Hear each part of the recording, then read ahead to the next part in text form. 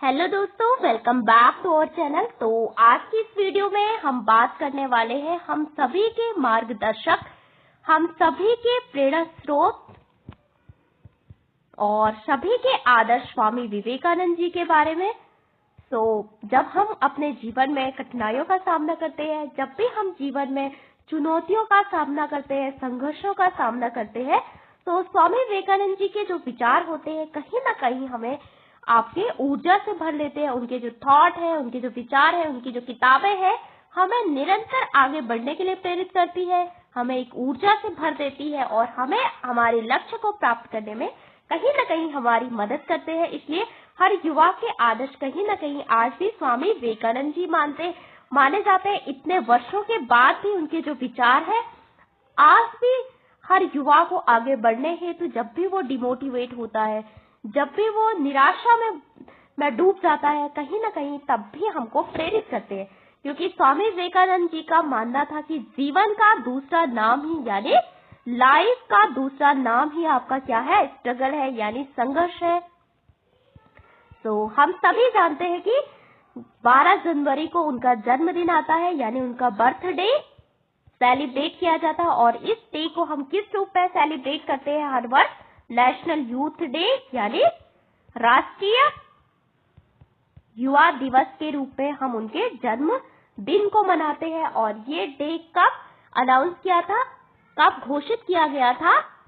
1984 में government of India यानी भारत सरकार के द्वारा इस डे को घोषित किया गया था कि 12 जनवरी को हम राष्ट्रीय युवा दिवस मनाएंगे। युवाओं को स्वामी विवेकानंद जी के विचारों से प्रेरित करने हेतु और पहली बार हमने 1985 में राष्ट्रीय युवा दिवस मनाया था। ओके, तो इस दिवस को मनाने का मुख्य उद्देश्य क्या था? किसी भी चीज को करने के कुछ मुख्य एम होते हैं, कुछ मुख्य उद्देश्य होते हैं। स्वामी विवेकानंद जी का मानना था कि क्या भारत का भविष्य जो है वो है आपका भारत का युवा, यानी भारत का जो भविष्य है युवाओं के कंधों पे है। भारत का भविष्य वो हमेशा युवाओं को मानते थे। इसलिए युवाओं को प्रेरित करने के लिए, युवाओं को उनके जो विचार है उनसे उजागर करने हेतु हर साल हम 12 जनवरी को राष्ट्रीय युवा दिवस मनाते हैं। और यहाँ पे आत्मविश्वास युवाओं में बढ़ाना यानी सेल्फ कॉन्फिडेंस को बिल्डअप करना। तो यहाँ पे उनका एक मुख्य कोटेशन है कि आप तब तक ईश्वर में विश्वास नहीं कर सकते, आप तब तक भगवान में विश्वास नहीं कर सकते जब तक आप स्वयं में विश्वास न करो। ओके, तो तब तक हम ईश्वर में, इस दुनिया की किसी भी शक्ति में विश्वास नहीं कर सकते जब तक कि हमें खुद पे भरोसा न हो। ये था आत्मविश्वास के बारे में कि इसलिए हमेशा हमें अपने अंदर आत्मविश्वास प्रेरित करना होगा।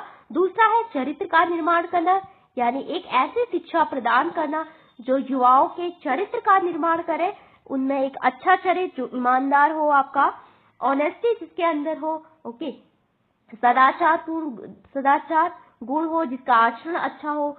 फिर है नैतिक मूल्य, हमारे समाज के जो नैतिक मूल्य है, जैसे जैसे हम आगे बढ़ते जाते हैं, कहीं ना कहीं हमारे जो नैतिक मूल्य है कहीं ना कहीं कम होते जा रहे हैं। उन नैतिक मूल्यों को बढ़ावा देने हेतु, उन मानवीय मूल्यों को बढ़ावा देने हेतु ये हर साल सेलिब्रेट किया जाता है। और राष्ट्र निर्माण में युवाओं की क्या भूमिका है उसको देखते हुए तो इसके मुख्य उद्देश्य क्या थे राष्ट्रीय युवा दिवस मनाने के? पहला तो था आत्मविश्वास यानी सेल्फ कॉन्फिडेंस। आत्मविश्वास होगा तो तभी आपकी आत्मनिर्भरता आएगी। ओके, दूसरा है आपका चरित्र निर्माण, यानी अच्छे चरित्र का निर्माण करना। फिर है नैतिक मूल्यों यानी मोरल वैल्यूज, मानवीय मूल्य जो कि निरंतर कम होते जा रहे हैं, उनको बढ़ावा देने हेतु। फिर है स्वामी विवेकानंद जी के विचारों को प्रेरित करना, हर युवा को उनके विचारों के बारे में, हर युवा को जागरूक करना, हर युवा तक उनके विचारों को पहुंचाना। ओके, और राष्ट्र निर्माण की स्वामी विवेकानंद जी ने कहा कि राष्ट्र निर्माण में युवाओं का क्या योगदान है, भारत का जो भविष्य है आपके युवाओं के कंधों पे है, तो सबसे बड़ी जिम्मेदारी बनती है युवाओं की। ओके, तो इसलिए युवाओं को इस बारे में बताने हेतु हर साल हम 12 जनवरी को राष्ट्रीय युवा दिवस मनाते हैं। युवा शक्ति को दिशा देने हेतु ये दिवस आपका हर साल मनाया जाता है।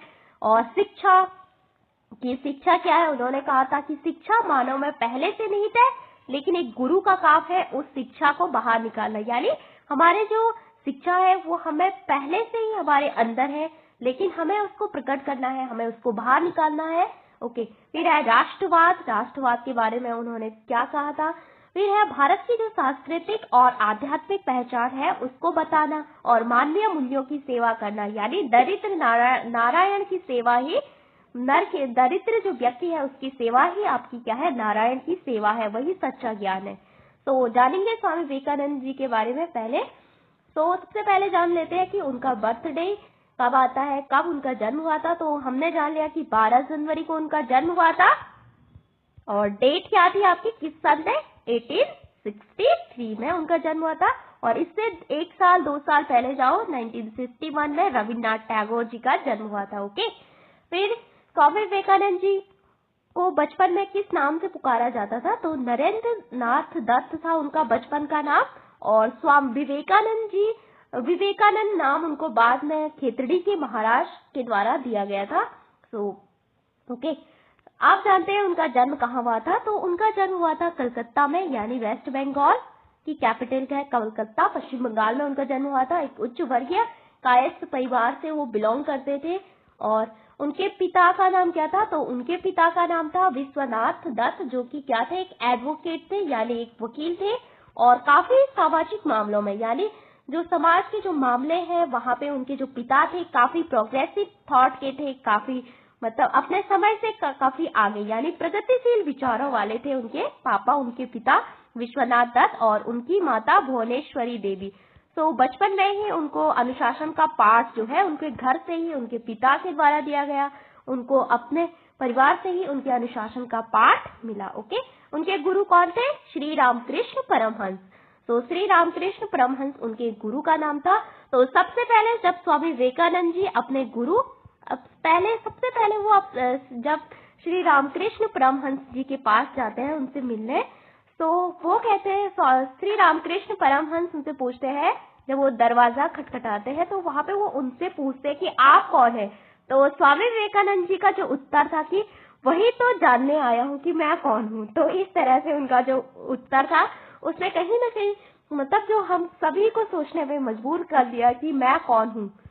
तो उन्होंने कहा कि वही तो जानने आया हूँ कि मैं कौन हूँ। ओके, तो स्वामी विवेकानंद जी के जो गुरु थे उन्होंने उनको सिखाया कि जीवन को घरेलू कामों, शादी विवाह करके नष्ट नहीं करना चाहिए। इस तरह से उन्होंने अपने गुरु से सीखा। फिर तो जब उनके गुरु रामकृष्ण परमहंस की मृत्यु हो जाती है तो उनके बाद उन्होंने पूरे देश का भ्रमण किया, पूरे भारत का भ्रमण किया। तो उस दौरान उनको अनुभव हुआ कि भारत में कितनी गरीबी है, कितनी पुअर्टी है, कितने लोग विकलांग है, बीमारियां हैं, डिजीज है, अज्ञानता है लोगों में, और अंधविश्वास है सबसे ज्यादा। तो अंधविश्वास जो कि भारतीय समाज की जो हमारी जो ओरिजिनल जो हिंदू परंपराएं थी उनको कहीं ना कहीं सब तोड़ रहा था। ओरिजिनल जो हमारा सनातन धर्म था उसमें बहुत सारी रूढ़ियां आ चुकी थी। तो इन समस्याओं को उन्होंने काफी नजदीक से देखा। फिर उसके बाद आधुनिक हिंदू धर्म का प्रवर्तक यानी संस्थापक माना जाता है स्वामी विवेकानंद। क्यों? क्योंकि हमारा जो ओरिजिनल सनातन धर्म था वो क्या था, आपका काफी अच्छा था। जो ओरिजिनल सनातन हिंदू दर्शन था वो काफी अच्छा था। वहां पे किसी भी प्रकार से किसी भी व्यक्ति के साथ कोई भेदभाव पूर्ण व्यवहार की बात नहीं करता था, और समाज में किसी भी टाइप का ऊंच नीच की बात नहीं करता था, छुआछूत की बात नहीं करता था। लेकिन समय बढ़ने के साथ साथ इस ओरिजिनल जो हिंदू धर्म था, जो हिंदुइज्म था, उसमें कहीं ना कहीं बहुत सारी रूढ़ियां, बहुत सारी आपकी कुरीतियां उसमें आ गई, बहुत सारा मतलब करप्ट हो गया था। बीच में आपका वैदिक काल के बाद आपने देखा होगा जैसे स्त्रियों के साथ भेदभाव, सती प्रथा, बहुत सारी बुराइयां उसमें आ चुकी थी। तो स्वामी विवेकानंद जी ने उसकी काफी आलोचना की। तो इस बारे में उन्होंने एक कॉन्सेप्ट दिया था, नव वेदांत। तो हमें उसी पुराने हिंदू धर्म को क्या करना है, रिवाइज करना है, उसी की ओर जाना है। तो उन्होंने नव वेदांत का एक कॉन्सेप्ट दिया था बाद में। तो पारंपरिक हिंदू धर्म की जो कमियां थी उसको उजागर किया, देशवासियों को बताया कि आध्यात्मिकता क्या है, सामाजिक मूल्यों के बारे में उन्होंने बताया। तो वो सामाजिक और आध्यात्मिक उत्थान के लिए काफी चिंतित रहते थे, और इस कारण से भारत में गरीबों के प्रति सहानुभूति, मानव जीवन के के लिए एकता की दृष्टि मानव जीवन को एकता की दृष्टि से देखने के लिए उन्होंने काफी प्रेरित किया हर व्यक्ति को। उन्होंने कहा कि सच्चा ज्ञान क्या है, तो सच्चा ज्ञान है आपका सर्विस, यानी दरिद्र नारायण की सेवा ही भगवान की सेवा है। यानी मतलब सोसाइटी में जो कमजोर लोग हैं, दरिद्र नारायण हैं, उनकी हमें सेवा करनी चाहिए। उनकी निरंतर सेवा ही हमें भगवान तक ले जा सकती है। ओके, तो उन्होंने कहा कि सच्चा ज्ञान क्या है, आपके गरीबों की सेवा करना, उनके प्रति सहानुभूति रखना। आप भले ही मंदिर जाते हैं, वहां पे पूजा पाठ करते हैं, ये मतलब अपनी जगह ठीक है, लेकिन समाज में जिन लोगों के अंदर मतलब भगवान है, यानी उनका जो कॉन्सेप्ट है आपका, हमारा हिंदुइज्म में हर हर महादेव। सो हर हर का मतलब होता है कि हर व्यक्ति में, एवरी पर्सन में क्या है आपका एवरी जो ह्यूमन बीइंग है, उसकी बॉडी में तो असली भगवान है, वही उसकी आत्मा में ही असली भगवान है। तो इस तरह से उन्होंने बताया कि हर व्यक्ति में भगवान है। तो हमें अगर भगवान की सच्ची सेवा करनी है तो आप मानव की सेवा कीजिए ना। तो भले ही आप पूजा पाठ करते हैं, मंदिर में मूर्ति पूजा करते हैं, लेकिन यहाँ पे हो सकता है कि आपके मरने के बाद आपको भगवान की प्राप्ति हो। आपकी आत्मा जब इस दुनिया से चले जाएगी तो तब आपको भगवान की प्राप्ति हो। लेकिन अगर आप इन लोगों को अनदेखा करते हैं, इन लोगों की कोई कल्याण नहीं के बारे में नहीं सोचते हैं, तो आप मतलब भगवान की सेवा नहीं कर रहे हैं। तो उनका मानना था कि दरिद्र नारायण की सेवा ही, ह्यूमैनिटी की जो सर्विस है, वही भगवान की सेवा है। तो इस तरह से स्वामी विवेकानंद जी ने कहा कि अगर आपको भगवान को पाना है तो आप उन लोगों की सेवा कीजिए जिनको असली में आपकी सेवा चाहिए।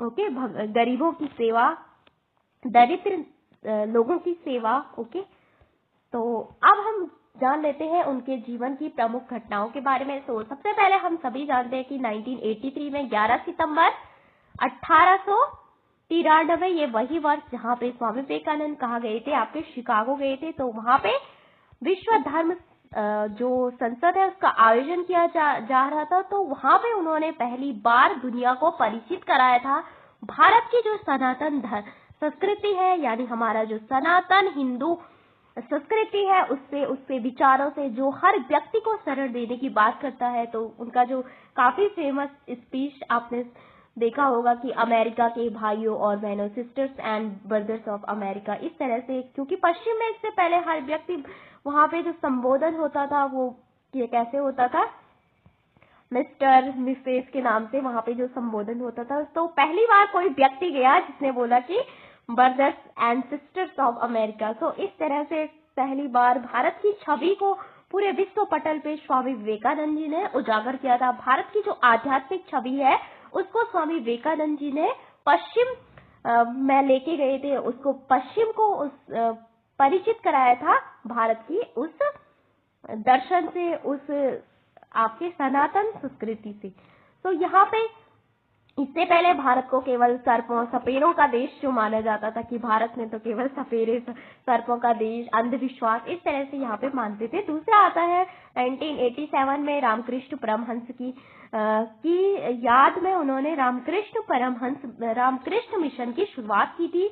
ओके, फिर 12 जनवरी को हम सभी जानते हैं कि उनका जो बर्थडे है उसको सेलिब्रेट किया जाता है आपका राष्ट्रीय युवा दिवस के रूप में। क्योंकि इस दिन क्योंकि वो मानते थे कि भारत का जो भविष्य है वो आपके क्या है, युवा है, यूथ है। ओके, एंड ये वर्ष जो राष्ट्रीय युवा दिवस है उसको एक वीक के अराउंड आपका सेलिब्रेट किया जाता है, किसके द्वारा, आरएसएस जो भी संगठन है हिंदू धर्म के, उनके द्वारा। ओके, फिर उनकी रचनाएं जैसे कर्म योग के बारे में यहाँ पे स्वामी विवेकानंद जी के द्वारा दिए गए जो व्याख्यान है उसके बारे में बताते हैं। राजयोग आपने सुना होगा, पतंजलि के द्वारा एक योग सूत्र की रचना की गई थी, तो वहां पे उन्होंने उस राजयोग पुस्तक में उनकी व्याख्या की थी। वेदांत दर्शन के बारे में उन्होंने अपने किसमें कहा, स्नातक के दौरान उन्होंने दार्शनिक समाज के समक्ष उनका संबोधन। वेदांत क्या होते हैं, जो वेदों की व्याख्या करने के लिए आपके बाद में आए। वेदांत कितने हैं, 6 है आपके हिंदू धर्म में जो वेदों के बाद आए, जिसमें आता है आपका कल्प हो गया, व्याकरण हो गया, और छंद हो गया, आपका ज्योतिष हो गया, और शिक्षा हो गया, और एक और है इसमें निरुक्त।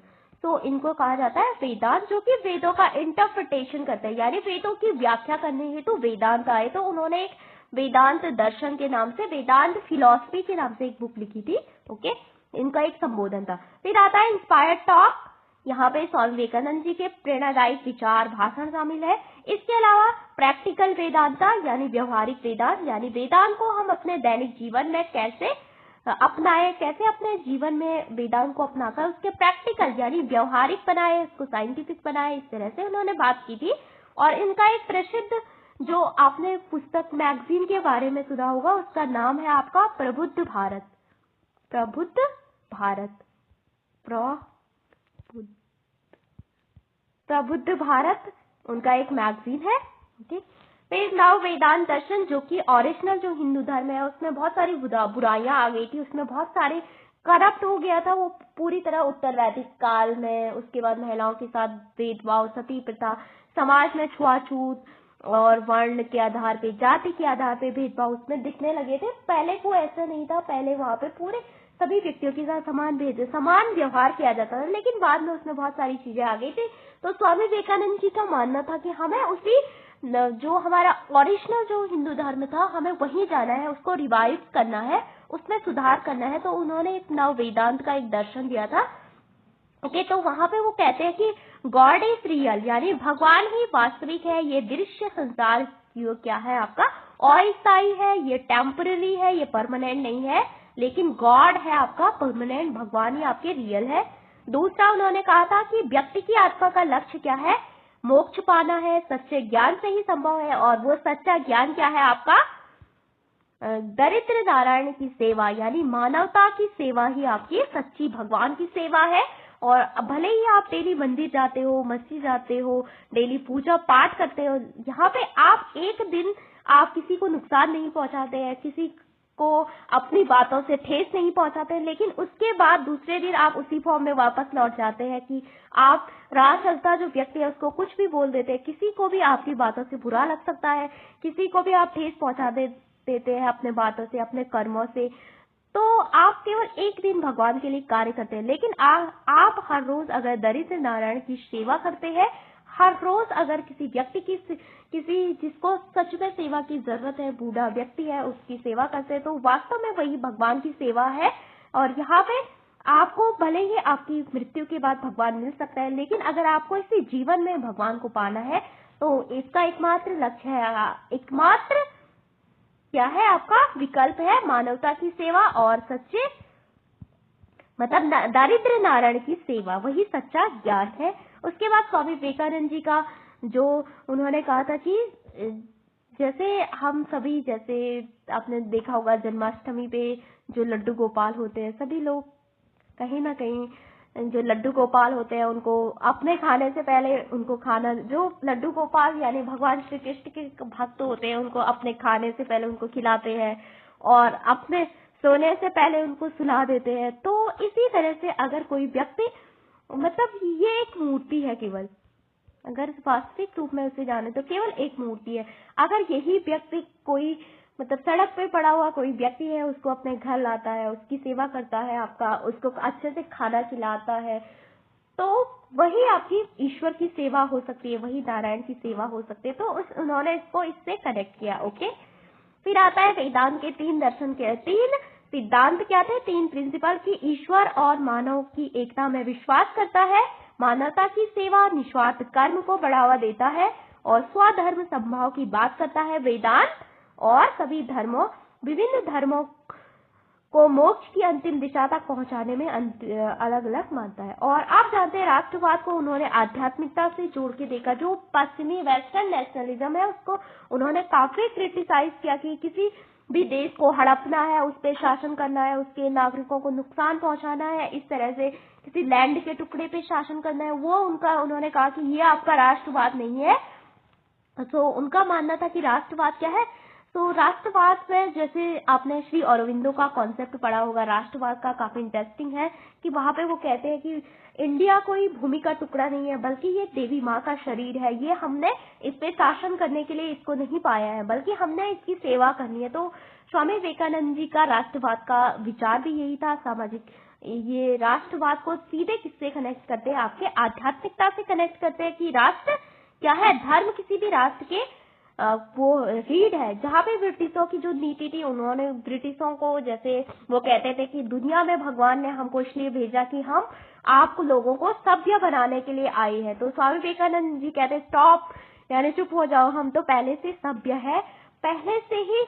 मतलब जो हिंदू धर्म में जो हमारा ओरिजिनल सनातन धर्म था, वहां पे जो बात की गई थी कि मतलब प्रत्येक व्यक्ति में भगवान है। इस तरह से राष्ट्र मतलब राष्ट्र पे हमें रूल नहीं करना है, बल्कि इस पे हमें क्या करना है, उसकी रक्षा करना है, उसको प्रोटेक्ट करना है। तो इस तरह से किसी लैंड के पार्ट को जीतना नहीं। उन्होंने उसकी काफी आलोचना की, ब्रिटिशों की रूप में भी आलोचना की। भारत के प्राकृतिक संसाधनों का दोहन करती है, और भारत की जो भाषा, संस्कृति, धर्म, यहाँ पे बहुत सारी विविधता है, फिर भी लोग सभी में आध्यात्मिकता एक आधार है जो हर व्यक्ति के रक्त में विद्यमान है। ये स्वामी विवेकानंद जी के विचार थे। उन्होंने भारतीयों से आह्वान किया कि आप निडर बनिए और अपने अधिकारों की मांग कीजिए, और भारत जो है आपका हक है ब्रिटिशों से लेना। इस तरह से उन्होंने बात की, आपका अधिकार है, भले ही आपको वो लेना, छीन के क्यों ना लेना पड़े। ओके, तो अब राष्ट्रवाद की घटक क्या है, विविधता के बावजूद एकता। बहुत सारी विविधता है भारत में, संस्कृति के आधार पे, भाषा के आधार पे, इस तरह से। दूसरा है जाति व्यवस्था की जो बुराइयां हैं उसको दूर करना और सामाजिक एकजुटता में विश्वास रखना, विभिन्न धर्मों की समानता में विश्वास रखना, युवाओं द्वारा राष्ट्रीय भावना, समाज सेवा के लिए जीवन समर्पित करना। ये था आपका राष्ट्रवाद का मुख्य उद्देश्य। और समाजवाद के काफी आलोचक थे, लेकिन भारत में जो गरीबी थी उसको देखते हुए स्वामी विवेकानंद जी का मानना था कि एक पूरी रोटी से आधी रोटी अच्छी। मतलब समाजवाद के विचार उन्होंने सपोर्ट नहीं किया, लेकिन वो पूरी तरह आध्यात्मिकता से सपोर्ट करते थे।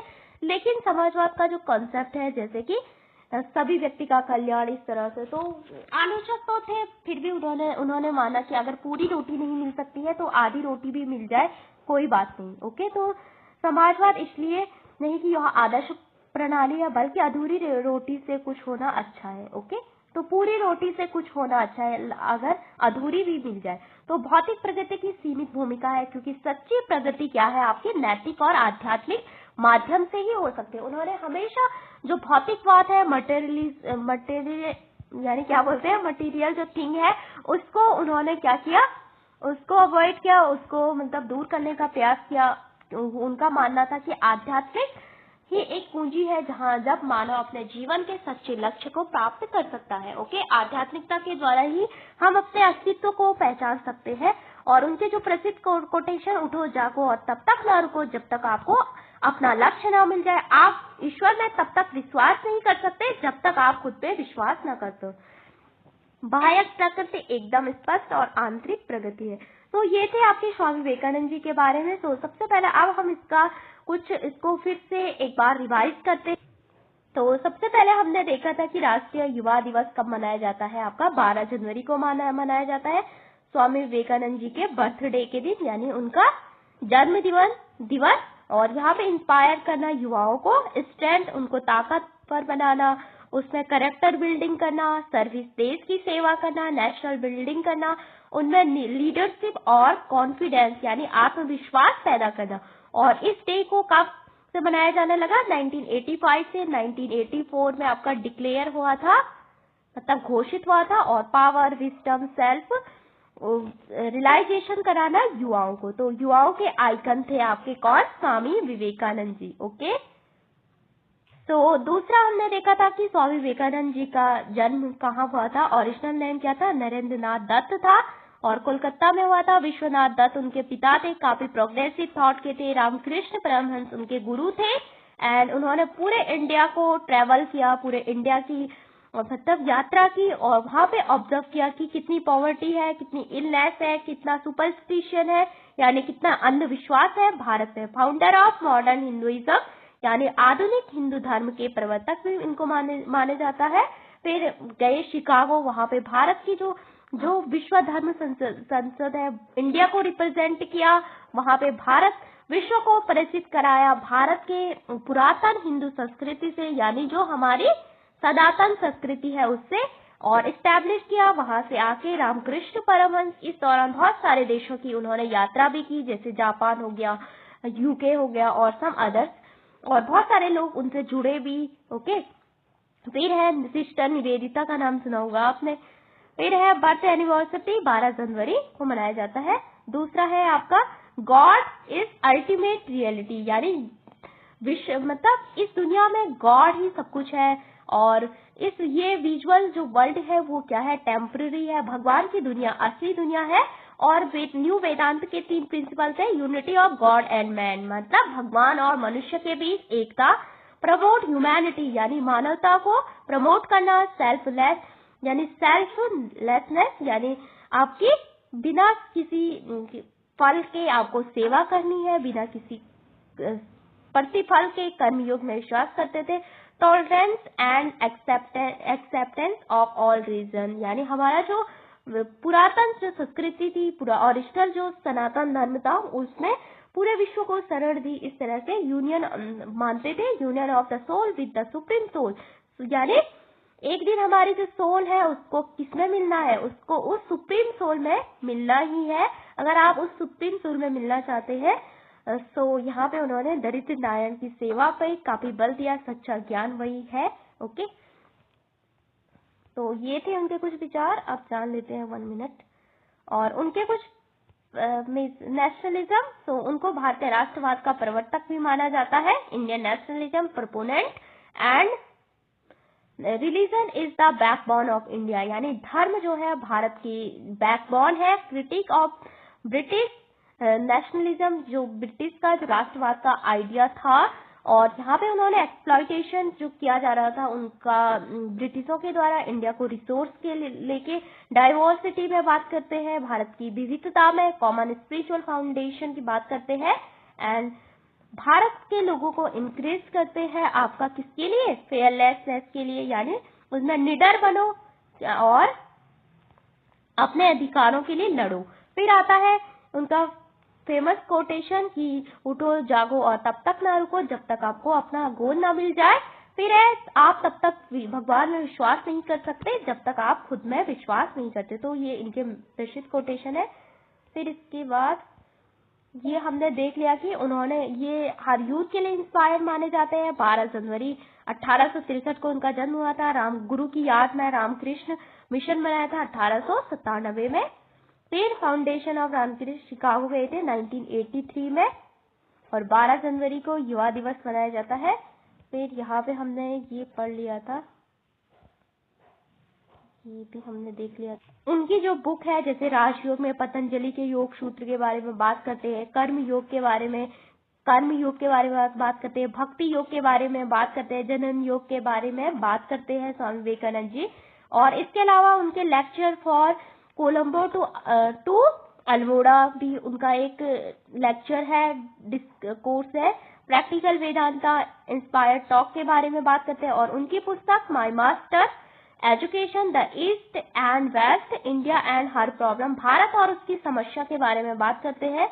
इसके अलावा माय मास्टर हो गया, एजुकेशन हो गया, the east and west problem, ये बुक्स उनकी पूछी जा सकती है एग्जाम में। माय मास्टर किसने लिखी, India and her problem, Bharat और उसकी समस्या क्या है, और प्रैक्टिकल वेदांता इंस्पायर्ड टॉक, और इसके अलावा प्रबुद्ध वेदांत भी उन्होंने लिखी थी।